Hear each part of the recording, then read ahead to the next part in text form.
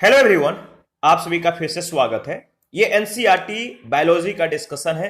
यानी आज से हम लोग एनसीईआरटी जीव विज्ञान सार संग्रह क्लास 6 to 12 तक जो है हम लोग डिस्कस करेंगे महेश वर्णवाल का।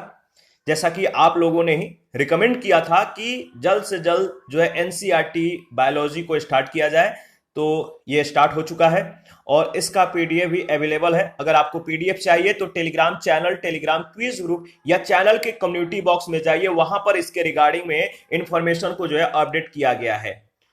तो स्टार्ट करते हैं। सबसे पहले जीवन की जो उत्पत्ति है, ओरिजिन ऑफ लाइफ, इसके बारे में हम लोग डिस्कस करेंगे और ये अध्याय 1 है। जीवन की उत्पत्ति से पहले ब्रह्मांड और पृथ्वी के उत्पत्ति को समझना बहुत ज्यादा आवश्यक है। प्राचीन काल से यानी एंशियंट एरा से लेकर मध्यकालीन धार्मिक मान्यताओं तक सभी ने विभिन्न ढंग से अनंत ब्रह्मांड और पृथ्वी के उत्पत्ति से संबंधित संकल्पना और मान्यताएं प्रस्तुत की। इन सभी संकल्पना और मान्यताओं में धार्मिक आस्था और विश्वास का समावेशन था, लेकिन तार्किकता और वैज्ञानिकता का अभाव था। ब्रह्मांड की उत्पत्ति और विकास के विषय में आधुनिक और सर्वाधिक स्वीकृत वैज्ञानिक संकल्पना द बिग बैंग थ्योरी यानी महाविस्फोट सिद्धांत जो है। तो यह जो सबसे ज्यादा जो माननीय जो सिद्धांत है वह है महाविस्फोट सिद्धांत। और इस सिद्धांत के अनुसार आज से लगभग 15 वर्ष पूर्व ब्रह्मांड का जो संपूर्ण पदार्थ था एक पिंड के रूप में समाहित था, जिसे सिंगुलैरिटी कहा गया। और इस पिंड में महाविस्फोट के परिणाम स्वरूप क्या हुआ? ब्रह्मांड की उत्पत्ति हुई। उत्पत्ति के समय से ही ब्रह्मांड का विकास और विस्तार की प्रक्रिया जारी है। ब्रह्मांड के विकास के प्रक्रिया में आज से लगभग अगर बात करें तो 4.6 अरब वर्ष पूर्व सोलर सिस्टम का निर्माण हुआ, सौर मंडल का निर्माण हुआ और पृथ्वी की उत्पत्ति हुई। समय के साथ साथ क्या हुआ? पृथ्वी जीवन के अनुकूल हुई और इस पर जीवन की जो है उत्पत्ति हुई। उनका क्रमिक विकास हुआ, लगातार विकास होता गया। पृथ्वी ब्रह्मांड का एकमात्र ऐसा ज्ञात ग्रह है जिस पर जीवन है। पृथ्वी का इतिहास जो है अगर देखें तो दो रूपों में इसे डिवाइड किया जाता है। एक है अजीवीय महाकल्प और दूसरा जीवीय महाकल्प। अजीवीय महाकल्प के अंतर्गत भूपटल के निर्माण का काल आता है और इसके अंतर्गत भूपटल के निर्माण के पश्चात से वर्तमान तक का जो काल है वो जीवीय महाकल्प के अंतर्गत आता है। तो जीवन की उत्पत्ति से संबंधित प्रमुख सिद्धांत दिए गए हैं, तो इसके बारे में भी हम लोग डिस्कस करेंगे। पृथ्वी पर जीवन की उत्पत्ति कब और कैसे हुई? सबसे पहले यह जानना जरूरी है कि पृथ्वी पर जो जीवन है इसकी उत्पत्ति कब कैसे हुई। यह एक ऐसा प्रश्न है, यह एक ऐसा सवाल है जिसके प्रति प्रारंभ से ही मनुष्यों में इसको जानने की जिज्ञासा रही है। प्राचीन काल से अब तक, ठीक है, एंशियंट एरा से लेकर प्रेजेंट तक, आज के समय तक विभिन्न संकल्पनाएं और विचार प्रस्तुत किए गए जो पृथ्वी पर जीवन की उत्पत्ति की व्याख्या करते हैं। इनमें से कुछ संकल्पनाएं एक सीमा तक वैज्ञानिक रूप से जीवन की उत्पत्ति और विकास के प्रक्रिया को समझाने में सफल भी रही तथा कुछ असफल भी हुए। ऐसी प्रमुख संकल्पनाएं और सिद्धांत निम्नलिखित हैं, तो आप देख सकते हैं। पहला है, अगर बात करें तो स्वतः जननवाद। स्वतः जननवाद का मतलब है स्वयं से जन्म लेने वाला, ठीक है, उसका स्वयं से निर्माण होना। यह एक प्राचीन संकल्पना है जिसके अनुसार क्या है? सजीवों की उत्पत्ति निर्जीव पदार्थों से संभव हुई है। प्राचीन यूनानी दार्शनिक और विद्वान अरस्तु भी स्वतः जननवाद के समर्थक थे।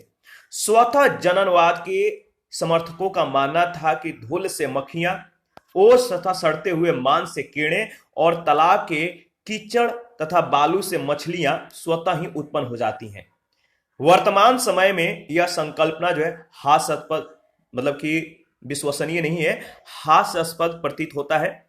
परंतु इसका महत्व इस तथ्य से है कि लगभग 2000 वर्ष तक यह जो संकल्पना है जीवन की उत्पत्ति के वाद विवाद के केंद्र में रही और इसके समर्थन और विरोध में अनेक प्रयोग भी किए गए। तो इस प्रयोग के बारे में हम लोग डिस्कस भी करेंगे।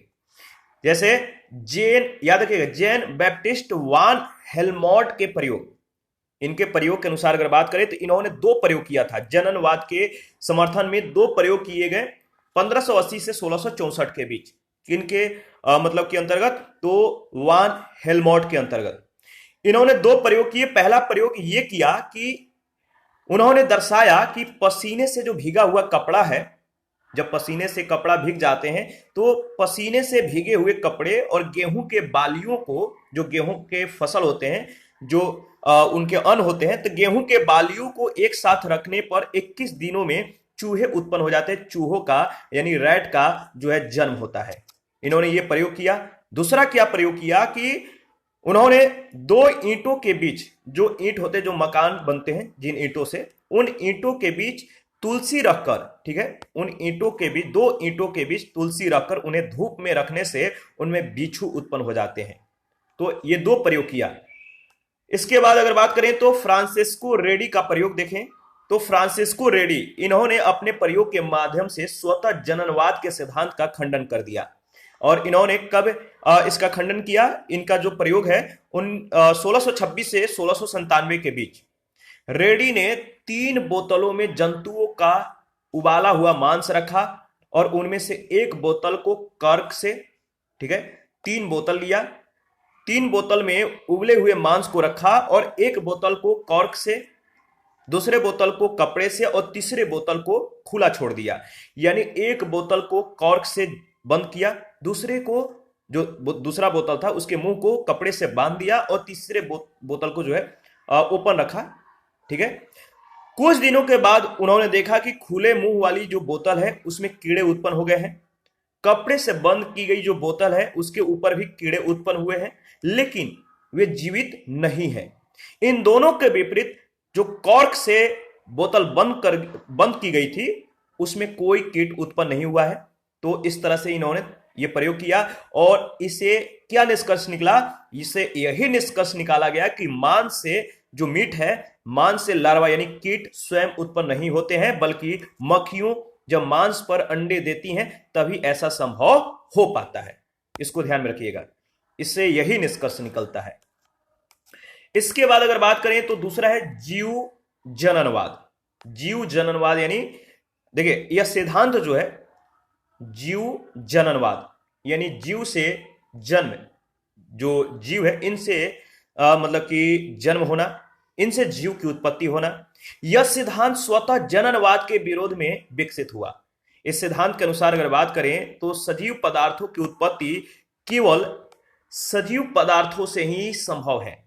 जो सजीव पदार्थ हैं यानी इनकी उत्पत्ति केवल सजीव पदार्थों से ही संभव है। जीव से ही जीव का जन्म हो सकता है, किसी निर्जीव पदार्थ से नहीं। पहला में क्या था? स्वतः जननवाद, स्वयं से जन्म लेते हैं, मतलब कि इसमें निर्जीव पदार्थों से जो है जन्म होता है। लेकिन दूसरा जो थ्योरी है वो है जीव जननवाद, यानी किसी जीव का जन्म किसी दूसरे जीव से होता है, यानी जीव के ही सहयोग से होता है। तो सजीव पदार्थों की उत्पत्ति केवल सजीव पदार्थों से ही संभव है, किसी निर्जीव पदार्थ से नहीं। यह संकल्पना 1858 में रूडोल्फ विर्चो के द्वारा प्रस्तुत की गई थी। किसके द्वारा? Rudolph Virchow. 1864 में लुई पास्चर ने हंस की गर्दन के आकृति वाले फ्लास्कों का निर्माण किया। इन फ्लास्कों में वायु तो प्रवेश कर सकती थी, परंतु धूल, जीवाणु और अन्य सूक्ष्म पदार्थ प्रवेश नहीं कर सकते थे। लुई पास्चर ने मांस के शोरबे को उबालकर, मांस के जो शोरबे थे इसको उबालकर उसे जीवाणु विहीन कर लिया, ठीक है, जीवाणु से मुक्त कर दिया और इसे हंस के गर्दन के आकृति वाले जो फ्लास्क थे जो बनाया था, इस फ्लास्क में उन्हें जो है ये रख दिया। देखिए पास्चर ने कुछ फ्लास्कों का मुंह बंद कर दिया, कुछ फ्लास्कों को खुला छोड़ दिया, यानी मुंह बंद नहीं किया। और कुछ दिनों पश्चात क्या हुआ? फ्लास्कों का परीक्षण करने पर उन्होंने पाया कि जो फ्लास्क बंद थे उनमें सूक्ष्म जीवों की उत्पत्ति नहीं हुई थी, परंतु जो फ्लास्क खुले हुए थे उनमें सूक्ष्म जीवों की जो है उत्पत्ति हो गई थी। इस प्रयोग से क्या हुआ कि इस प्रयोग से लुई पास्चर ने यह निष्कर्ष निकाला, कंक्लूजन दिया कि सजीवों की जो उत्पत्ति है केवल सजीवों से ही संभव है, निर्जीवों से नहीं। इसी प्रकार उन्होंने अन्य प्रयोगों से यह सिद्ध कर दिया कि वायु जीवों के वृद्धि के, जो वायु है जीवों की वृद्धि नहीं करते हैं, जो वायु है इनसे जीवों की वृद्धि नहीं होती है। इसके बाद है ब्रह्मांडवाद, ठीक है, कॉस्मोजोइक थ्योरी। ये क्या है इसके बारे में देख लेते हैं। ठीक है, जीवों की उत्पत्ति के संबंध में वैज्ञानिक रिक्टर ने 1865 में ब्रह्मांडवाद प्रस्तुत किया।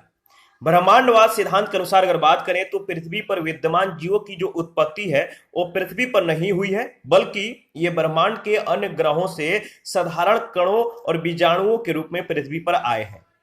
वैज्ञानिक हेल्महोल्ट्ज ने 1884 में अनुमान लगाया कि पृथ्वी पर गिरते उल्कापिंडों के साथ जीव द्रव्य किसी न किसी रूप में पृथ्वी पर पहुंचते हैं, और नोबेल पुरस्कार विजेता रसायन शास्त्री अर्हेनियम ने 1980 में यह विचार प्रस्तुत किया कि जीव जो है वो संपूर्ण ब्रह्मांड में व्याप्त हैं, सभी जगहों पर मिलते हैं तथा उनके बीजाणु एक स्थान से अन्य स्थानों तक स्वतंत्र रूप से विचरण कर सकते हैं, घूम फिर सकते हैं। चौथा है रासायनिक संश्लेषण सिद्धांत यानी पदार्थवाद। देखिए, जीवों की उत्पत्ति के विषय में जो यह सिद्धांत है, यह परिकल्पना जो है रूसी जैव रसायनविद AI ओपेरी ने 1924 में प्रस्तुत किया था।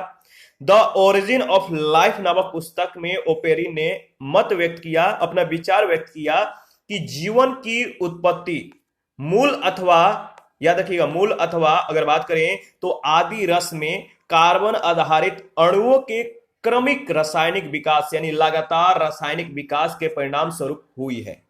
और लगभग इसी समय एक अन्य ब्रिटिश जीव विज्ञानी थे जिनका नाम था JVS हाल्डेन। इन्होंने भी ओपेरिन के पदार्थवाद के समान सिद्धांत जो है प्रस्तुत किए थे।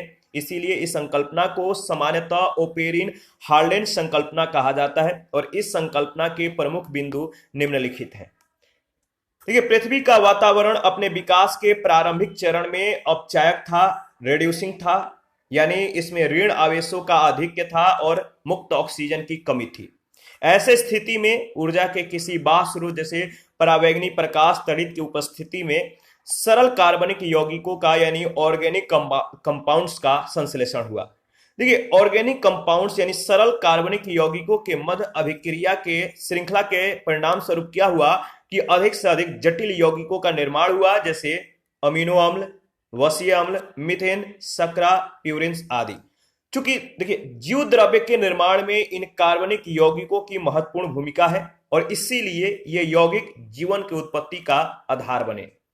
कार्बनिक यौगिकों के संयोजन से जो है इन यौगिकों के बहुलकों का निर्माण हुआ, जैसे शर्करा से मंड, ग्लाइकोजन व सेल्यूलोज से पॉलीसेकेराइड्स व वसीय अम्ल तथा ग्लिसरॉल से वसा का निर्माण हुआ। अमीनो अम्ल, प्रोटीन और न्यूक्लिक अम्लों की परस्पर अभिक्रिया से न्यूक्लियोप्रोटीन्स का निर्माण हुआ। न्यूक्लियोप्रोटीन्स में स्वतः द्विगुणन का गुण होता है, इसीलिए इनसे नील हरित शैवाल यानी ब्लू ग्रीन एल्गी के समान प्रारंभिक जीवों की उत्पत्ति हुई। ये प्रारंभिक जीव प्रकाश संश्लेषण करने में सक्षम थे। परिणाम स्वरूप प्रकाश संश्लेषण का मतलब ये अपने भोजन बनाने में सक्षम थे। परिणाम स्वरूप ये हुआ कि वायुमंडल में स्वतंत्र ऑक्सीजन यानी O2 मुक्त हुई। इसके साथ ही वायुमंडल में उपस्थित methane, ammonia, carbon dioxide, nitrogen और जल का निर्माण हुआ। हाल्डेन के अनुसार प्रारंभिक जलीय वातावरण या आदि सागर ने एक वृहत रासायनिक प्रयोगशाला के रूप में कार्य किया, जिसे सूर्य से ऊर्जा प्राप्त हो रही थी। वातावरण ऑक्सीजन से मुक्त था और कार्बन डाइऑक्साइड, अमोनिया तथा परावैंगनी विकिरण के संयोजन से कार्बनिक यौगिकों का निर्माण हुआ। धीरे धीरे आदि सागर एक गर्म सांद्र सूप यानी हॉट डिल्यूट सूप में मतलब कि तब्दील हो गया, परिवर्तित होता गया, और जिसमें कार्बनिक एकलकों और बहुलकों का जो है घनत्व, ऑर्गेनिक जो मोनोमर्स था या जो पॉलीमर्स थे, इनका घनत्व बढ़ता गया। देखिए, हाल्डेन ने कल्पना की कि एकलकों और बहुलकों के समूह में लिपिड झिल्ली, लिपिड मेम्ब्रेन जो है इसका निर्माण हुआ और बाद के विकास के क्रम में प्रथम जीवित कोशिकाओं को यानी लिविंग सेल्स को जन्म दिया। लिपिड्स क्या है इसके बारे में देख लेते हैं। याद रखिएगा, लिपिड्स जो है ये वह निर्मित पदार्थ हैं, यानी इनमें जो होता है कार्बन, हाइड्रोजन और ऑक्सीजन, इनसे निर्मित ये पदार्थ हैं जो जल में, लिपिड जो होते हैं जल में अविलय होते हैं यानी अघुलनशील होते हैं, और अल्कोहल, एथर एवं क्लोरोफॉर्म में ये विलय होते हैं। लिपिड सजीव कोशिकाओं का महत्वपूर्ण एलिमेंट से तत्व हैं। लिपिड्स के अंतर्गत वसीय अम्ल, तेल, मोम, एस्टेरॉल और ट्राइग्लिसराइड्स को जो है सम्मिलित किया जाता है। कार्बोहाइड्रेट, प्रोटीन तथा लिपिड्स पादप और जंतु कोशिकाओं के प्रमुख संरचनात्मक घटक यानी स्ट्रक्चरल ये कंपोनेंट्स होते हैं। इसके बाद मिलर उरे के प्रयोग, इसके बारे में देख लेते हैं। इन्होंने क्या प्रयोग किया? मिलर उरे के जो प्रयोग हैं 1953 में हेराल्ड उरे और उनके शिष्य स्टैनले मिलर ने ओपेरिन हार्डेन संकल्पना के परीक्षण के लिए कुछ प्रयोग किया। तो जो ओपेरिन हार्डेन संकल्पना था, इन्हीं के परिरक्षण के लिए जो है कुछ प्रयोग हुआ। उन्होंने एक फ्लास्क में जल, मीथेन, अमोनिया तथा हाइड्रोजन गैस लेकर पृथ्वी के प्रारंभिक वातावरण के समान स्थितियां उत्पन्न की। उसमें विद्युत धारा के लगातार प्रवाह से उच्च ऊर्जा जो है प्रवाहित की। एक सप्ताह के बाद मिलर ने पाया कि जो फ्लास्क है इसमें उपस्थित अधिकांश अमोनिया और मीथेन रासायनिक अभिक्रिया में जो है कंज्यूम की जा चुके थे, और जिसके परिणाम स्वरूप ये हुआ कि CO यानी कार्बन मोनोऑक्साइड नाइट्रोजन का निर्माण हुआ। जल में एक गहरे रंग के पदार्थ का एकत्रण हो गया था। इस प्रयोग से कुछ मतलब कि जो है अन्य कुछ पदार्थों की पहचान नहीं की जा सकी, परंतु यह निश्चित हो गया कि इसमें कार्बनिक बहुलकों यानी ऑर्गेनिक पॉलीमर्स की उपस्थिति थी।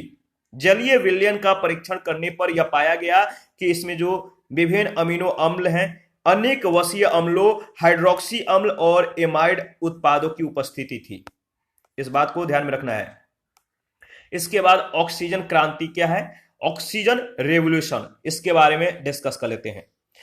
देखिए, संपूर्ण ऑक्सीजन का जो उत्पादन है वो प्रकाश संश्लेषण फोटोसिंथेसिस करने वाले जीवों के द्वारा ही किया जाता है। प्रकाश संश्लेषण करने वाले जो जीव हैं इन्हीं के द्वारा संपूर्ण ऑक्सीजन का उत्पादन होता है, और जीवन के उत्पत्ति और विकास के एक लंबे कालखंड में जो कह सकते हैं कि प्रकाश संश्लेषित जीवों के द्वारा मुक्त की गई ऑक्सीजन से जो संपूर्ण वातावरण है, ब्रह्मांड है, जो प्रारंभ में अपचायक था, यह ऑक्सीकारक बन गया, ऑक्सीडाइजिंग बन गया। वातावरण के प्रकृति में ऑक्सीजन के द्वारा किए गए इस परिवर्तन को ऑक्सीजन क्रांति कहा जाता है, ऑक्सीजन रिवॉल्यूशन कहा जाता है। तो ध्यान में रखिएगा, इंपॉर्टेंट है। कोई भी पॉइंट अगर आपको समझ में नहीं आता है तो आप कमेंट कर सकते हैं। देखिए, इसके बाद हम लोग डिस्कस करेंगे जीवन के उत्पत्ति के चरण, stage of origin of life. जो जीवन की उत्पत्ति के चरण है, इस चरण के बारे में डिस्कस करेंगे। जीवन की उत्पत्ति के जो चरण है इनको दो मतलब कि भागों में डिवाइड कर देते हैं। पहला है रासायनिक विकास, दूसरा है जैव विकास। तो ओपेरिन के द्वारा प्रतिपादित जीवन की उत्पत्ति के विभिन्न चरणों को अध्ययन में सरलता के दृष्टिकोण से जो है दो प्रमुख भागों में विभाजित कर दिया जाता है। एक है केमिकल डेवलपमेंट, दूसरा है ऑर्गेनिक डेवलपमेंट, यानी रासायनिक और जैव विकास। रासायनिक विकास को भी जो है हम लोग कुछ चरणों में बांट देते हैं, जैसे 4 चरण है इसके। पहला चरण में साधारण अणुओं का निर्माण होता है। दूसरे चरण में क्या होता है? दूसरे चरण में कार्बनिक अणुओं का निर्माण होता है। तीसरे चरण में जो है आपका जटिल कार्बनिक यौगिकों का निर्माण होता है, और चौथे चरण में क्या होता है? अणुओं की क्रियाशीलता होता है। तो इनके जो चरण है इनको बारी बारी से हम लोग डिस्कस करेंगे, इंपॉर्टेंट है। पहला चरण में क्या हुआ? पहला चरण में साधारण अणुओं का निर्माण होता है। पृथ्वी के जो वायुमंडल है, पृथ्वी के वायुमंडल में जो उपस्थित हाइड्रोजन, ऑक्सीजन, कार्बन और नाइट्रोजन है, इन जैसे हल्के परमाणुओं के परस्पर संयोग से जल, अमोनिया और मीथेन जैसे साधारण यौगिकों का कंपाउंड्स का निर्माण होता है। प्रारंभ में पृथ्वी का तापमान अधिक होने के कारण ये यौगिक गैसीय अवस्था में ही रहे, और बाद में पृथ्वी का तापमान कम होने के कारण ये गहरे बादलों का निर्माण करते गए, और लगातार वर्षा के परिणाम स्वरूप संपूर्ण भूमि जलमग्न हो गई और समुद्रों का निर्माण हुआ। क्रम देख सकते हैं। वर्षा के कारण वायुमंडल में उपस्थित अमोनिया और मीथेन समुद्र के जल में घुल गए। वैज्ञानिकों का अनुमान है कि प्रथम जीवन की उत्पत्ति समुद्र में इन्हीं यौगिकों के संश्लेषण से हुई। दूसरा चरण है कार्बनिक अणुओं का निर्माण। दूसरा चरण कार्बनिक अणुओं का निर्माण। मीथेन के साथ अन्य यौगिकों के संयोग से न्यूक्लियोटाइड्स व अन्य कार्बनिक यौगिकों का निर्माण हुआ। जिन कार्बनिक यौगिकों का प्रारंभिक समुद्र में निर्माण हुआ, उन्होंने जीवों की उत्पत्ति में महत्वपूर्ण भूमिका निभाई। ठीक है, और याद रखिएगा ये विभिन्न प्रकार की जो है सुगर, ग्लिसरीन, वसीय अम्ल यानी फैटी एसिड और एमिनो एसिड, पिरिमिडीन और प्यूरिन थे। सूर्य वो आकाशीय विद्युत से जो सूर्य था, सूर्य और जो आकाशीय विद्युत थे, इनसे प्राप्त ऊर्जा परस्पर घर्षण के कारण वायु में परमाणुओं के मध्य रासायनिक क्रियाएं हुई, जिसके परिणाम स्वरूप अमोनिया और अन्य यौगिकों का निर्माण हुआ। जो सूर्य था, सूर्य से या जो आकाशीय विद्युत थे, इनसे जो ऊर्जा प्राप्त हुआ, इन ऊर्जाओं से घर्षण के कारण वायु में परमाणुओं के जो मध्य है रिएक्शन हुआ, इनके बीच रासायनिक क्रियाएं हुई, जिसके परिणाम स्वरूप अमोनिया और अन्य यौगिकों का जो है निर्माण होता है। तो ये निर्माण कैसे हुआ आपको ध्यान में रखना है। तीसरा चरण में क्या हुआ कि जटिल कार्बनिक यौगिकों का निर्माण हुआ। तो ये किस तरह से इन जटिल कार्बनिक यौगिकों का निर्माण होता है, तो विभिन्न अनुपात में, यानी जो विभिन्न अनुपात, जो रेशियो है, इसमें शर्करा के अणुओं के, जो शुगर के अणु हैं, शर्करा के अणुओं के परस्पर संयोग से पॉलीसेकेराइड के नए अणुओं जैसे स्टार्च, सेल्यूलोज, ग्लाइकोजन आदि का निर्माण हुआ। इनका निर्माण जीवों की उत्पत्ति और विकास में एक आवश्यक चरण है, क्योंकि कोशिका भित्ति इन्हीं शर्कराओं से जो है, इन्हीं मतलब कि शर्कराओं से निर्मित होती है, तथा स्टार्च और ग्लूकोज से जीवों को ऊर्जा प्राप्त होती है। जो स्टार्च और जो ग्लूकोज है, इनसे क्या प्राप्त होता है, तो जो जीव है इनको एनर्जी प्राप्त होता है। अन्य रासायनिक क्रियाओं से ग्लिसरीन व वसीय जो अम्ल है, इनके संयोजन से फैट का निर्माण होता है, वसा का निर्माण हुआ, और इसी प्रकार अमीनो अम्लों से प्रोटीन का भी निर्माण हुआ। जीवन की उत्पत्ति में प्रोटीन का महत्वपूर्ण योगदान होता है। प्रोटीन के अणु रासायनिक संरचना के दृष्टि से सबसे बड़े बड़े अणु माने जाते हैं, क्योंकि कुछ प्रोटीन में 1 लाख से भी अधिक अमीनो अम्लों का संयोजन होता है। चौथा चरण, इसके बारे में डिस्कस कर लेते हैं। तो चौथा चरण है अणुओं की क्रियाशीलता, ठीक है, reactivity of molecules. Fourth stage, methane, ammonia और जल के अणुओं की क्रियाशीलता के कारण प्यूरिन व पिरामिडीन का निर्माण हुआ। इनमें से कुछ का रासायनिक संयोजन शर्करा व फास्फोरस के साथ हुआ, जिसे प्यूरिन शर्करा फास्फेट व पिरिमिडीन न्यूक्लियोटाइड का निर्माण हुआ। सैकड़ों हजारों न्यूक्लियोटाइड्स के रासायनिक संयोग से अत्यंत जटिल अणु बने, जिन्हें याद रखिएगा, जिन्हें न्यूक्लिक यानी एसिड कहा जाता है। समुद्र के जल में न्यूक्लिक अम्लों का निर्माण जीवन की उत्पत्ति के दिशा में एक महत्वपूर्ण घटना थी। पॉलीसेकेराइड, वसा, प्रोटीन तथा न्यूक्लिक अम्ल में परस्पर रासायनिक क्रियाएं होती रही हैं और न्यूक्लिक अम्ल का निर्माण होता रहा। न्यूक्लियोप्रोटीन समुद्र के कार्बनिक और अकार्बनिक पदार्थों से ठीक अपने समान अणुओं का निर्माण कर सकते थे। इनमें स्वतः द्विगुणन की क्षमता थी। समुद्र में कार्बनिक पदार्थों की कमी होने से तथा भौतिक व रासायनिक परिवर्तनों के कारण न्यूक्लियोप्रोटीन्स के संगठन में जो है कुछ परिवर्तन हुए, और इस प्रकार उत्परिवर्तन के द्वारा, अगर बात करें तो उत्परिवर्तन के द्वारा क्या हुआ, तो उत्परिवर्तन के द्वारा नए न्यूक्लियोप्रोटीन्स का निर्माण होने लगा, और इस प्रक्रिया में जो न्यूक्लियोप्रोटीन्स प्रतिद्वंदिता में अधिक सक्षम सिद्ध हुए, उनकी संख्या बढ़ती गई, तथा जो न्यूक्लियोप्रोटीन्स इस प्रतिद्वंदिता में सफल नहीं हुए, वे नष्ट हो गए, खत्म हो गए। इसके बाद ऑर्गेनिक जो डेवलपमेंट है, जो जैव विकास है, इसके बारे में हम लोग डिस्कस करेंगे, बहुत ही महत्वपूर्ण है। जैव विकास कैसे होता है, कोशिका का सबसे पहले फॉर्मेशन ऑफ सेल के बारे में हम लोग डिस्कस करेंगे। जैव विकास किस मतलब कि क्रम से होता है, तो कोशिका का निर्माण, उत्परिवर्तन का जो कारण है वह नए प्रोटीन्स उत्पन्न हुए।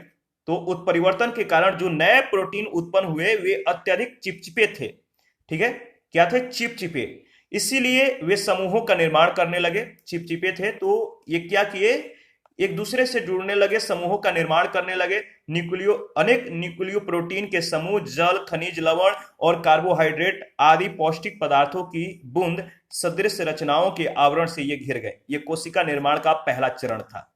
तो कोशिका जो सेल है, जो सेल का निर्माण होता है, वो किस तरह से होता है, तो उत्परिवर्तन के कारण जो नए प्रोटीन उत्पन्न हुए, वो क्या हुए, इन नए प्रोटीनों ने ये जो नए प्रोटीन थे वो अत्यधिक चिपचिपे थे, और ये चिपचिपे होने के कारण ये समूहों का निर्माण करने लगे, और अनेक न्यूक्लियो प्रोटीन के समूह जल, खनिज, लवण और कार्बोहाइड्रेट और आदि पौष्टिक पदार्थों की जो बूंदे थे, ये बूंदे सदृश मतलब कि बूंदों के समान इन रचनाओं के जो है स्टार्ट हो गया। इन रचनाओं ने अपना कार्य शुरू किया और ये रचनाओं के आवरण से घिर गए। यह कोशिका निर्माण का पहला स्टेज था। कोशिका निर्माण से, जो कोशिका निर्माण है, इस मत से, कोशिका निर्माण के जो मत हैं, इस मत से वैज्ञानिकों का एक वर्ग सहमत नहीं है, जिसका मानना है कि न्यूक्लियो प्रोटीन अत्यंत जटिल पदार्थ है जिनका निर्माण केवल जीवित कोशिका में ही हो सकता है। इस कारण यह कहना कि न्यूक्लियो प्रोटीन पहले बने और बाद में कोशिका का निर्माण हुआ, यह तार्किक नहीं है, अतार्किक है, सही नहीं है। कुछ वैज्ञानिक ऐसा मानते हैं और ऐसा अनुमान है कि इस प्रकार की कोशिका का निर्माण लगभग 3 अरब वर्ष पूर्व हुआ। ठीक है, जो कोशिका का निर्माण है 3 अरब वर्ष पूर्व हुआ होगा, ऐसा अनुमान लगाया गया है। और दक्षिण अफ्रीका के अवसादी चट्टानों में जो सेडिमेंट्री रॉक्स है, यहां पे पाए गए, इन अवसादी चट्टानों में पाए गए जीवाणु यूबैक्टेरियम आइसोलेटम के जीवाश्म 3 अरब वर्ष प्राचीन है, जिसे जीवन की उत्पत्ति का सबसे प्राचीन प्रमाण माना जाता है। 3 अरब वर्ष प्राचीन है। ठीक है, याद रखिएगा। देखिए, इसके बाद हम लोग क्या, मतलब कि किसके बारे में डिस्कस करेंगे, तो हम लोग उद्विकास का जो सिद्धांत है, थ्योरी ऑफ इवोल्यूशन, इसके बारे में हम लोग डिस्कस करेंगे। उद्विकास का सिद्धांत ये क्या है? देखिए, जीवों के उद्विकास के संबंध में 2 प्रमुख सिद्धांत हैं। पहला है उपार्जित लक्षणों का वंशानुक्रम और दूसरा है प्राकृतिक चयन। देखिए, उपार्जित लक्षणों का जो वंशानुक्रम सिद्धांत है, इसको लैमार्कवाद कहते हैं, और प्राकृतिक चयन का जो सिद्धांत है, इसको डार्विनवाद कहते हैं। तो इन दोनों के बारे में बारी बारी से डिस्कस करेंगे, बहुत ज्यादा इंपॉर्टेंट है। उपार्जित लक्षणों का वंशागति सिद्धांत, जो जिसे लैमार्कवाद कहते हैं, 1808 ईस्वी में यह जो सिद्धांत है, 1808 ईस्वी में फ्रांसीसी प्रकृति वैज्ञानिक जो नेचुरलिस्ट थे, जिनका नाम था J.B. लैमार्क, इनके द्वारा फिलोसफिक जूलॉजिक नामक पुस्तक में ये जो है सिद्धांत प्रस्तुत किया गया था। और इस सिद्धांत के अनुसार वातावरण में होने वाले परिवर्तनों का जीवों की शारीरिक संरचना और व्यवहार पर जो है बिहेवियर पर प्रभाव पड़ता है।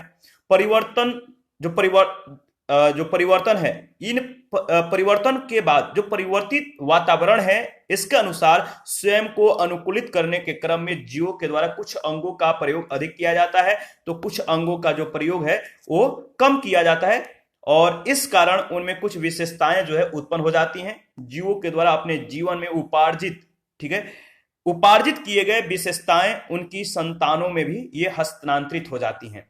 दूसरा है प्राकृतिक चयन का सिद्धांत, जिन्होंने दिया था, उनका नाम है डार्विन।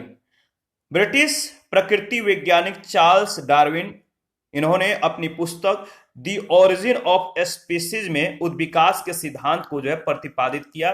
ठीक है, और इस सिद्धांत के अनुसार सभी जीवों की उत्पत्ति जो है एक कोशिकीय सरल जीव से हुई है। एक कोशिकीय, याद रखिएगा, एक कोशिकीय सरल जीव से हुई है, यानी वर्तमान विश्व की सभी जीव प्रजातियां मूलतः एक दूसरे से क्या हैं, संबंधित हैं।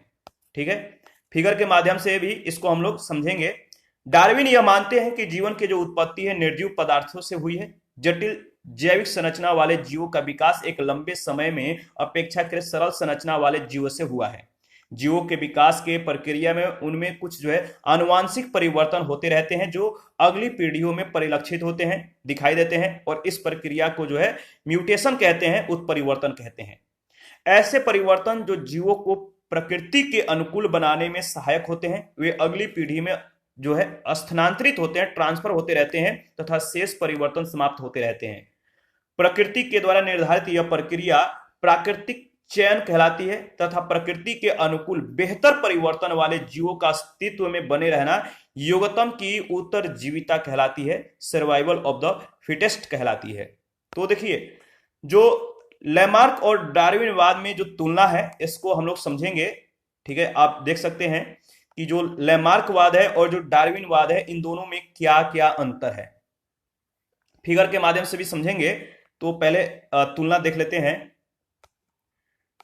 देखिए, पहला अगर तुलना देखा जाए लैमार्क के अंतर्गत, तो इसके अनुसार सभी जीवों में एक आंतरिक जीवन शक्ति यानी इंटरनल विटल फोर्स होती है, आंतरिक जीवन शक्ति होती है। तो डार्विन कहते हैं कि जो डार्विनवाद जो सिद्धांत है, इसमें यह बात कही गई है कि इस सिद्धांत में जीवों में जो है किसी आंतरिक शक्ति के होने के में या होना जो है मतलब कि होने के संदर्भ में विश्वास नहीं है। लेमार्क कहते हैं इस सिद्धांत में कहा गया है कि सभी जीवों में जो है एक आंतरिक जीवन शक्ति होती है। तो डार्विनवाद के सिद्धांत के अनुसार मतलब कि आंतरिक जीवन शक्ति के होने में विश्वास नहीं किया जाता है। लेमार्कवाद के अंतर्गत अगर बात करें तो नई आवश्यकताएं और इच्छाएं जीवों की संरचना और व्यवहार में परिवर्तन करती है। तो डार्विनवाद कहते हैं कि डार्विनवाद के अनुसार जीवों की जो आवश्यकताएं और इच्छाएं हैं ये प्राकृतिक चयन का आधार नहीं बनती है। लैमार्कवाद के अंतर्गत अगर बात करें तो किसी अंग का उपयोग अधिक किया जाए तो वह अधिक विकसित होगा, ठीक है, सक्षम बनेगा, जबकि न उपयोग किए जाए तो कम उपयोग किए जाने वाले अंग अल्प विकसित और क्षमताहीन रह जाते हैं। वहीं डार्विनवाद जो सिद्धांत है ये कहता है कि किसी अंग का विकास या ह्रास उसमें होने वाले अनवरत यानी लगातार परिवर्तन और रूपांतरणों के कारण संभव होता है। लैमार्कवाद कहता है, यह जो सिद्धांत है ये कहता है कि लैमार्कवाद जीवों के द्वारा अपने अस्तित्व के लिए संघर्ष की संकल्पना को नहीं मानता है, लेकिन डार्विनवाद में जीवों के द्वारा अपने अस्तित्व के लिए संघर्ष को विशेष महत्व दिया गया है। लैमार्कवाद के अंतर्गत अगर बात करें तो जीवों के द्वारा अपने जीवन काल में जो है एक्वायर किए गए यानी उपार्जित किए गए लक्षण उनकी संतानों में ट्रांसफर हो जाते हैं। डार्विनवाद जो सिद्धांत है, डार्विनवाद के अनुसार केवल उपयोगी लक्षण तथा परिवर्तन जो यूजफुल जो वेरिएशंस होता है इसकी अगली पीढ़ी में ही जो है ट्रांसफर होते हैं। देखिए दो फिगर दिए गए हैं, एक है उपार्जित लक्षणों का वंशागति सिद्धांत लैमार्कवाद जो सिद्धांत है, दूसरा है डार्विनवाद सिद्धांत। आप फिगर को देखिए, एनालिसिस कीजिए और बताइए कि आप इसका क्या कंक्लूजन निकाल सकते हैं। देखिए लैमार्कवाद कहते हैं इस फिगर में पूरा कंक्लूजन दिया गया है कि क्रमिक विकास, उपार्जित लक्षणों का जो वंशागति जो सिद्धांत है एक क्रमिक विकास है लैमार्कवाद के अंतर्गत। जैसे मान लीजिए एक जिराफ है, ठीक है, ये वहां जन्म लेता है जहां पर मतलब कि छोटा है तो ये छोटे पौधों को जो है खाता है। जैसे जैसे बड़ा होता है अपने भोजन के लिए ये जो है पेड़, देखिए जो जिराफ होते हैं ये पेड़ पौधे पर निर्भर होते हैं। तो ये देखिए दूसरे, जब यहाँ पे देखिए दूसरा जो जिराफ है यहाँ पे क्या हुआ कि पेड़ पौधों को खाने के लिए अपने गर्दन को ऊपर किया। जब ये कुछ अन्य क्षेत्र में गया तो या वहां के जो जो छोटे पेड़ पौधे थे खत्म हो गए तो बड़े पेड़ पौधे के लिए जो है अपने गर्दन को ये ऊपर करते गया फिर करते गया और इस तरह से वो जो है इतनी इसकी जो गर्दन है ऊंची हो गई। तो ये कहते हैं कि क्या है, जो जीव होते हैं इनमें एक आंतरिक जीवन शक्ति होती है, इंटरनल विटल फोर्स होता है, और ये अपने मतलब कि ये अपने अस्तित्व के लिए संघर्ष की संकल्पना को नहीं मानते हैं, ठीक है। तो इस तरह से और इनकी जो आवश्यकताएं होती हैं, जो इच्छाएं होती हैं जीवों की, ये संरचना और व्यवहार में परिवर्तन करती है। तो यहाँ पे इनके गर्दन जो है लंबे हो जाते हैं। जो प्राकृतिक चयन का सिद्धांत है जो डार्विनवाद दिए हैं, कहते हैं कि जो प्राकृतिक जैसा है, ठीक है, मान के चलिए जीव जंतु जो है प्रकृति के अनुसार, यहाँ पे जीव जंतु प्रकृति के अनुसार विकसित हो रहे हैं।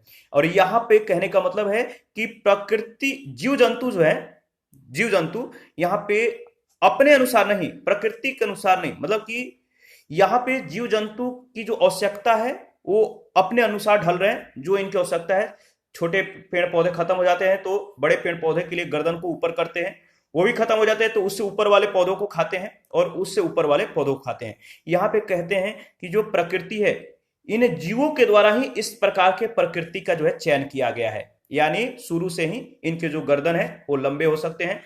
जब प्रकृति वैसी है जहां पे ऊंचे पेड़ पौधे हैं तो यहाँ पे इनका जो विकास है वो क्रमिक रूप से नहीं है, बल्कि प्राकृतिक जैसा प्राकृतिक वैसा जीव जंतु। तो प्राकृतिक चयन का जो सिद्धांत है वो डार्विनवाद दिए हैं। उपार्जित लक्षणों का जो वंशागति सिद्धांत है वो लैमार्कवाद या लैमार्क ने दिया है। चार्ल्स डार्विन ने 1801, यहाँ पे एक बात याद रखिएगा, ये बीगल यात्रा क्या है, बीगल यात्रा, तो इसके बारे में हम लोग देख लेते हैं। चार्ल्स डार्विन ने 1831 से 1836 ईस्वी के मध्य HMS बीगल नामक जहाज से अनेक महाद्वीपों की यात्रा की और इस यात्रा से प्राप्त अनुभव तथा ज्ञान ने डार्विन के द्वारा उद विकास के सिद्धांत के विकास करने में महत्वपूर्ण भूमिका निभाई। देखिए इसके बाद जीवधारियों के जो गुण हैं इसके बारे में हम लोग डिस्कस करेंगे। विश्व के सभी जीवधारियों में कुछ सामान्य गुण पाए जाते हैं जिनके आधार पर निर्जीव पदार्थों से उनका जो है विभेद किया जा सकता है, उनसे उनका मतलब कि डिफ्रेंशिएट किया जा सकता है। जीवधारियों के कुछ प्रमुख गुण जो है निम्नलिखित हैं, इन गुणों के बारे में हम लोग चर्चा करेंगे। जैसे सजीवों के जो प्रमुख गुण हैं वो क्या क्या है। तो जैसे पहला गुण क्या है, सजीव होने का जो पहला गुण है वह है कोशिकीय संगठन। तो जीव का जो प्रमुख गुण है पहला है मतलब कोशिकीय संगठन। इसके बाद वे श्वसन करते हैं, इसके बाद उनके अंदर मेटाबॉलिज्म होता है, फिर वे न्यूट्रिशन यानी पोषण का ग्रहण करते हैं, फिर वृद्धि होता है उनमें यानी उनमें जो है ग्रोथ और डेवलपमेंट होता है, फिर रिप्रोडक्शन होता है यानी प्रजनन करते हैं, फिर इनका जो है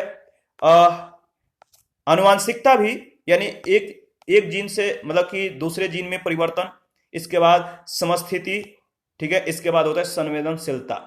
ये सभी है सजीवों के प्रमुख गुण, इसको याद रखिएगा। इन सभी के बारे में अगर बारी बारी से बात करें तो पहला जो वर्ड है वह है कोशिकीय संगठन। इसका मतलब क्या है, यहां पे ध्यान दीजिएगा। प्रत्येक जीव के शारीरिक संरचना, जो जीव होते हैं इनकी जो बॉडी स्ट्रक्चर होता है वो कोशिकाओं से निर्मित होती है। कोशिका सजीवों की जो है स्ट्रक्चरल और फंक्शनल इकाई है, रचनात्मक और कार्यात्मक इकाई है। कौन? सेल। इसके बाद दूसरा है श्वसन। श्वसन क्या है? आपको पता है कि श्वसन सभी जीवों का सौर प्रमुख लक्षण है। अगर श्वसन नहीं करेंगे तो वो जीव जीवित नहीं रह पाएंगे। सजीव श्वसन की क्रिया में ऑक्सीजन को ग्रहण करते हैं और कार्बन डाइऑक्साइड को बाहर छोड़ते हैं, निकालते हैं। ऑक्सीजन ग्रहण करते हैं, कार्बन डाइऑक्साइड छोड़ते हैं। शारीरिक क्रियाओं के लिए कार्बोहाइड्रेट, वसा, प्रोटीन का ये विघटन करते हैं और जैविक क्रियाओं के लिए ऊर्जा प्राप्त करते हैं। तीसरा है उपापचय। ये क्या है? मेटाबॉलिज्म क्या है? जीवों के शरीर में यानी कोशिकाओं में विभिन्न प्रकार की जैव रासायनिक क्रियाएं, बायोकेमिकल रिएक्शन संपन्न होती है, जिन्हें उपापचय कहा जाता है। क्या कहा जाता है? मेटाबॉलिज्म कहा जाता है। चौथा है पोषण। पोषण क्या है? सभी जीव, याद रखिएगा, सभी जीव स्वपोषण या पर पोषण के माध्यम से अपने पोषण, अनुरक्षण तथा यानी मेंटेनेंस तथा जैविक क्रियाओं की पूर्ति के लिए आवश्यक ऊर्जा की प्राप्ति करते हैं। पादप, शैवाल आदि स्वपोषी सजीव हैं जो प्रकाश संश्लेषण के माध्यम से स्वयं जो है अपना भोजन निर्मित करते हैं, जबकि सभी जंतु परपोषी जीव हैं जो पोषण के प्राप्ति के लिए स्वपोषी या अनपरपोषी जीवों पर ये निर्भर होते हैं। इसके बाद पांचवा है प्रजनन। इनका जो पांचवा गुण है मतलब कि सजीवों के, वह है प्रजनन। यदि कोई वस्तु सजीव है तो निश्चित ही वह प्रजनन में सक्षम होगी। सजीव लैंगिक यानी सेक्सुअल तथा अलैंगिक यानी एसेक्सुअल प्रजनन के माध्यम से अपने समान जीवों को जो है, सजीवों को जो है जन्म देते हैं और इस प्रकार वे अपनी जाति की निरंतरता और अस्तित्व को बनाए रखते हैं। इसके बाद है आनुवांशिकता। आनुवांशिकता यानी सजीवों के जो जेनेटिक इंफॉर्मेशन है एक पीढ़ी से दूसरी पीढ़ी तक स्थानांतरित होती रहती है। एक जीव का मान के चलिए बाघ है तो उसका जो जीन है वो बाघ ही उत्पन्न करेगा। इसके बाद सातवां समस्थिति। ये क्या है? तो सजीव अपने शरीर के आंतरिक वातावरण को स्थिर बनाए रखते हैं, यानी वे अपने शरीर के तापमान और विभिन्न पदार्थों की मात्रा और संख्या को एक निश्चित सीमा में बनाए रखते हैं। इसके बाद आठवां गुण है संवेदनशीलता। सजीव बाह्य वातावरण के प्रति क्या होता है? अत्यंत संवेदनशील होते हैं। जैसे आप देखते हैं कि आप अगर किसी बर्फीले क्षेत्र में रहते हैं और आप किसी गर्म क्षेत्रों में चले जाते हैं, मरुस्थल क्षेत्रों में चले जाते हैं, तो आपको काफी तकलीफें होती हैं, काफी चीजें जो है काफी समस्याओं का सामना करना पड़ता है। तो सजीव बाह्य वातावरण के प्रति जो है अत्यंत संवेदनशील होते हैं। ये बाह्य वातावरण में होने वाले परिवर्तनों के अनुसार स्वयं को अनुकूलित करके सुरक्षित रखने का प्रयास करते हैं। इसके बाद हम लोग जीव विज्ञान के बारे में डिस्कस करेंगे। बायोलॉजी क्या है, इसका जो शब्द है इसका मतलब क्या है, कितने शब्दों से मिलकर बना है और बायोलॉजी का क्या अर्थ होता है, तो इसके शाब्दिक अर्थों के बारे में भी हम लोग डिस्कस करेंगे और जीव विज्ञान का जो वर्गीकरण है इसके बारे में भी हम लोग डिस्कस करेंगे। जीव विज्ञान यानी बायोलॉजी शब्द का जो प्रयोग है सबसे पहले 1801 ईस्वी में लैमार्क तथा ट्रेविरेनस, याद रखिएगा, लैमार्क और ट्रेविरेनस नामक वैज्ञानिकों के द्वारा किया गया था। और यह प्रश्न कई बार पूछा गया है, बहुत बार पूछा गया है। तो लैमार्क और ट्रेविरेनस का नाम याद रखिएगा। इनका नाम किसके लिए विख्यात है? तो जीव विज्ञान यानी बायोलॉजी शब्द के प्रयोग के लिए इनका नाम लिया जाता है। 1801 ईस्वी में इन्होंने इसका नामकरण किया, इसका विकास किया। इसके बाद अगर बात करें तो बायोलॉजी जो शब्द है ग्रीक भाषा के दो शब्दों से मिलकर बना है। बायोस और लोगोस। बायोस का मतलब होता है जीवन और लोगोस का मतलब होता है अध्ययन। यानी पूरी अगर बात करें तो बायोलॉजी का जो शाब्दिक अर्थ होता है जीवन का अध्ययन करना, वही बायोलॉजी कहलाता है। जीवन, जो जीवन का अध्ययन है बायोलॉजी है। जीव विज्ञान का जो शाब्दिक अर्थ है आप देख सकते हैं यहाँ पे वही चीजें दी गई हैं। इस प्रकार जीव विज्ञान जीवन का अध्ययन अथवा जीवन का विज्ञान है, और विज्ञान की यह वह शाखा है जिसमें जीव, जीवन और जीवन की विविध क्रियाओं से जो है संबंधित है, जिसमें जीवन की उत्पत्ति और विकास, जीवों की संरचना, उनकी वर्गीकरण, आनुवांशिकी का अध्ययन किया जाता है। और अध्ययन के सुविधा के लिए जीव विज्ञान को दो शाखाओं में विभाजित किया जाता है। जीव विज्ञान की दो शाखाएं हैं, जंतु विज्ञान और वनस्पति विज्ञान। जंतु विज्ञान के अंतर्गत इसमें क्या होता है, जंतु विज्ञान में जंतुओं का अध्ययन किया जाता है और जंतु विज्ञान के जनक हैं अरस्तु। वनस्पति विज्ञान के अंतर्गत पेड़ पौधों का अध्ययन किया जाता है और वनस्पति विज्ञान के जो जनक हैं वह थियोफ्रेस्टल। कौन है? थियोफ्रेस्टम, याद रखिएगा। जंतु विज्ञान के जनक अरस्तु, वनस्पति विज्ञान के जनक थियोफ्रेस्टम। इसके बाद जंतु विज्ञान यानी जूलॉजी के बारे में हम लोग डिस्कस करेंगे। जीव विज्ञान की इस शाखा के अंतर्गत अगर बात करें तो जंतु जगत, एनिमल जो किंगडम है, इसका अध्ययन किया जाता है। तो जंतु विज्ञान के अंतर्गत जंतु जगत का अध्ययन किया जाता है और इसके अंतर्गत जंतुओं में मतलब, जंतु का मतलब है मनुष्य, पशु, पक्षी, कीट, सरीसृप आदि। इनका शारीरिक संरचना, इवोल्यूशन, क्लासिफिकेशन और उनके व्यवहार और वैश्विक वितरण आदि का जो है अध्ययन शामिल है। यूनानी विद्वान जो अरस्तु हैं, इनको याद रखिएगा, अरिस्टोटल, अरस्तु, इनको जो है जंतु विज्ञान का फादर ऑफ जूलॉजी, जो अरस्तु हैं इनको जंतु विज्ञान का जनक माना जाता है, फादर ऑफ जूलॉजी कहा जाता है।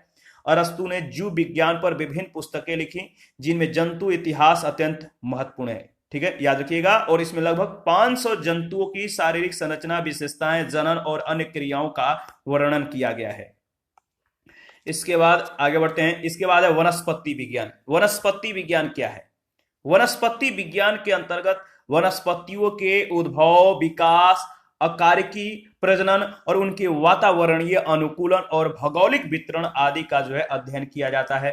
अरस्तु के शिष्य थियोफ्रेस्टस, इन्होंने अपनी पुस्तक हिस्टोरिया प्लांटेरम तथा on the causes of plants में वनस्पतियों को उनके आकार, स्थानिकता, प्रजनन के प्रकार, व्यवहारिक उपयोग के आधार पर विभिन्न वर्गों में जो है वर्गीकृत किया है। तो याद रखिएगा इनके पुस्तक का नाम। जीव विज्ञान की विभिन्न शाखाओं के जो जनक है इनके बारे में हम लोग डिस्कस करेंगे। जीव विज्ञान की जो विभिन्न शाखा है जिनके जनक जो है, जैसे जीव विज्ञान यानी बायोलॉजी के जनक हैं कौन? अरस्तु। जूलॉजी के जो जनक हैं वो भी अरस्तु हैं। वनस्पति विज्ञान यानी बोटनी के थियोफ्रेस्टस। सूक्ष्म जीव विज्ञान के यानी माइक्रोबायोलॉजी के जो जनक हैं ल्यूवेनहॉक। इसके बाद बैक्टीरियोलॉजी के यानी जीवाणु विज्ञान के जो जनक हैं वो हैं लुई पास्चर, याद रखिएगा। इसके बाद प्रतिरक्षा विज्ञान के जनक हैं एडवर्ड जेनर। रुधिर परिसंचरण, ब्लड सर्कुलेशन के जनक हैं विलियम हार्वे। कोशिका विभाजन के जनक है रॉबर्ट हुक। उत्परिवर्तन यानी म्यूटेशन के जनक हैं ह्यूगो डी व्रेज। कवक विज्ञान के जनक है एंटन डी वेरी। इसके बाद अगर बात करें तो पादप शरीर क्रिया विज्ञान के जनक हैं जूलियस सैक्स। इसके बाद आधुनिक वनस्पति विज्ञान के जनक हैं कैरोलस लिनियस। ब्लड ग्रुप के जनक हैं कार्ल लैंडस्टीनर। वर्गीकी अथवा वर्गीकरण विज्ञान के जो है टैक्सोनॉमी के अगर बात करें तो जनक हैं कैरोलस लिनियस। अंतःस्राव विज्ञान के जनक है थॉमस अल्वा एडिसन। आनुवांशिकी यानी जेनेटिक के फादर हैं, जनक हैं ग्रेगर जॉन मेंडल। आधुनिकी आनुवांशिकी मॉडर्न जेनेटिक्स के जनक हैं टी.एच. मॉर्गन। भारतीय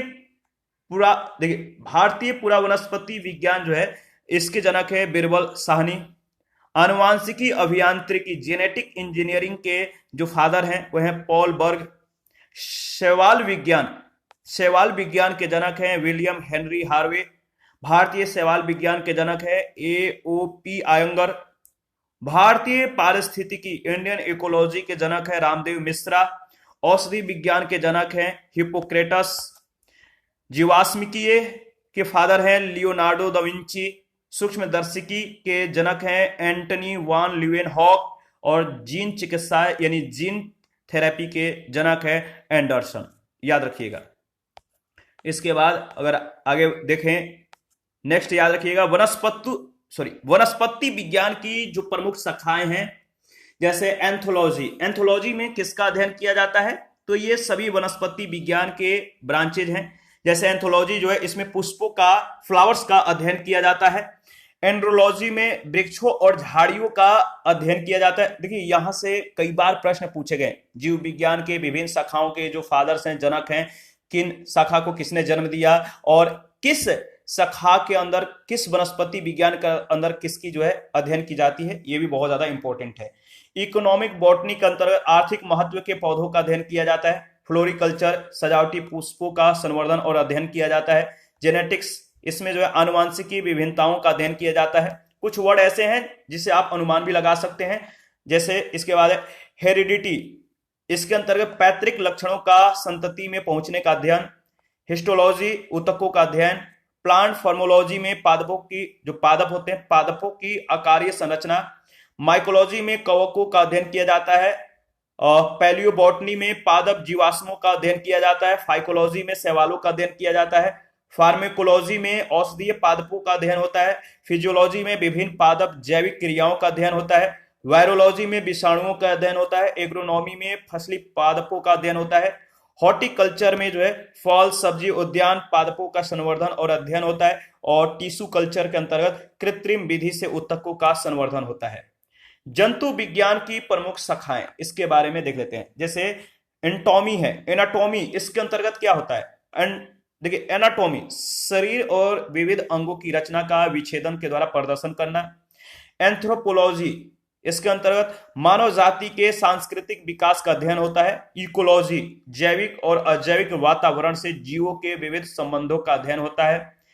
एंड्रोकाइनोलॉजी, अंतःस्रावी तंत्रों का अध्ययन होता है। एम्ब्रायोलॉजी, भ्रूणीय संवर्धन का अध्ययन होता है। एंजाइमोलॉजी, इसके तहत उत्प्रेरकों का अध्ययन होता है। एंटोमोलॉजी में कीट पतंगों का अध्ययन होता है। जेनेटिक्स के अंतर्गत जीवों के आनुवांशिक लक्षण और इनकी वंशागति का अध्ययन होता है। हिमेटोलॉजी में रुधिर और रुधिर संबंधी रोगों का अध्ययन किया जाता है। हर्पेटोलॉजी में उभयचरों और सरीसृपों का अध्ययन होता है। मैमोलॉजी में स्तनधारियों का अध्ययन होता है। और माइक्रोबायोलॉजी में अति सूक्ष्म जीवों का अध्ययन किया जाता है। इसके बाद न्यूरोलॉजी में तंत्रिका तंत्र का अध्ययन होता है। और ओडोंटोलॉजी में दंत विज्ञान से संबंधित अध्ययन होते हैं। और ऑर्निथोलॉजी में पंछियों का अध्ययन होता है। पैथोलॉजी में रोगों की प्रकृति, लक्षण और कारणों का अध्ययन होता है। रेडियोलॉजी में जीवों पर विकिरण का प्रभाव का अध्ययन होता है। और टैक्सोनॉमी में जीव जातियों के नामकरण और वर्गीकरण का अध्ययन किया जाता है। इस चैप्टर से रिलेटेड कुछ प्रश्न पूछे गए हैं, तो इन प्रश्नों को भी हम लोग देख लेते हैं। पहला प्रश्न है, जीव विज्ञान शब्द का प्रयोग सर्वप्रथम किसने किया था? जीव विज्ञान शब्द का सर्वप्रथम प्रयोग लेमार्क और ट्रेवियनस ने किया था। वनस्पति विज्ञान के जनक कौन है? आपको मालूम है, थियोफ्रेटस।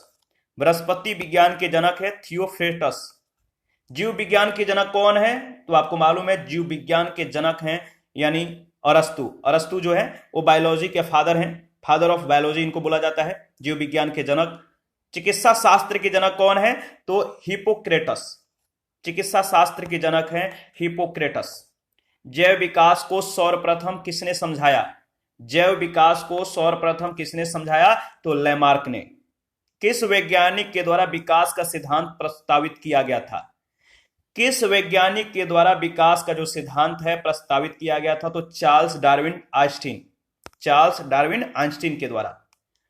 7 नंबर है, प्रसिद्ध विकासवादी वैज्ञानिक चार्ल्स डार्विन ने किस पुस्तक में अपने सिद्धांत का प्रतिपादन किया था? प्रसिद्ध विकासवादी वैज्ञानिक चार्ल्स डार्विन ने किस पुस्तक में अपने सिद्धांत का प्रतिपादन किया? तो द ओरिजिन ऑफ स्पीसीज में इनके ये पुस्तक जो है इसका नाम याद रखिएगा।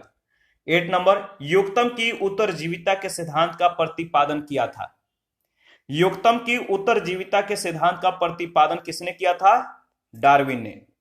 एक्सोबायोलॉजी किससे संबंधित है? एक्सोबायोलॉजी वह अंतरिक्ष में जीवन से संबंधित जो है ये अध्ययन है। जीवधारियों के वर्गीकरण के अध्ययन को क्या कहते हैं? जीवधारियों के वर्गीकरण के अध्ययन को कहते हैं टैक्सोनॉमी। क्या कहते हैं? टैक्सोनॉमी। इसके बाद अगर बात करें तो प्रश्न संख्या 11 है, निम्नलिखित में से कौन सा एक सही सुमेलित नहीं है? निम्नलिखित में से कौन सा एक सही सुमेलित नहीं है? तो इसका सही जवाब हो जाएगा जो सब्जियों की खेती है, इसका संबंध हॉर्टिकल्चर से दिया गया है, जो कि सही संबंध नहीं है। इसके बाद पंछी विज्ञान के अंतर्गत किसका अध्ययन किया जाता है? पंछी विज्ञान के अंतर्गत पंछियों का अध्ययन किया जाता है। और डीएनए फिंगरप्रिंटिंग का प्रयोग किसकी पहचान के लिए किया जाता है? तो देखिए, माता पिता, चोर और बलात्कारियों की पहचान के लिए जो है डीएनए फिंगरप्रिंटिंग का प्रयोग किया जाता है। 14 नंबर है, निम्नलिखित तत्व समूहों में से कौन सा पृथ्वी पर जीवन की उत्पत्ति के लिए उत्तरदायी था?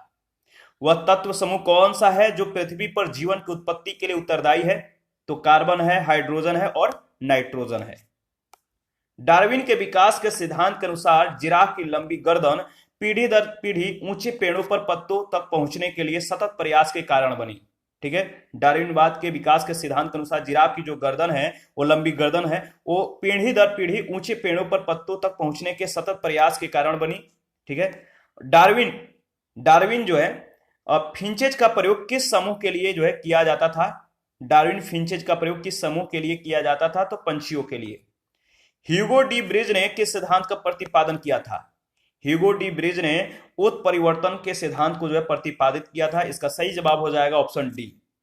इसी के साथ आज का सेशन समाप्त करते हैं। नेक्स्ट सेशन में जीवों का जो वर्गीकरण है, क्लासिफिकेशन ऑफ ऑर्गेनिज्म, इसके बारे में डिस्कस करेंगे। आप अपना प्रतिक्रिया देते रहिए, आपके प्रतिक्रियाओं का हमें बेसब्री से इंतजार रहता है। और जिन लोगों ने अभी तक पीडीएफ नहीं लिया है, तो पीडीएफ जो है अवेलेबल है। आप Telegram channel, Telegram quiz group या चैनल के कम्युनिटी बॉक्स में जाइए, वहां पे इसके रिगार्डिंग में इंफॉर्मेशन को अपडेट कर दिया गया। थैंक यू, मिलते हैं नेक्स्ट सेशन में। अभी के लिए इतना है।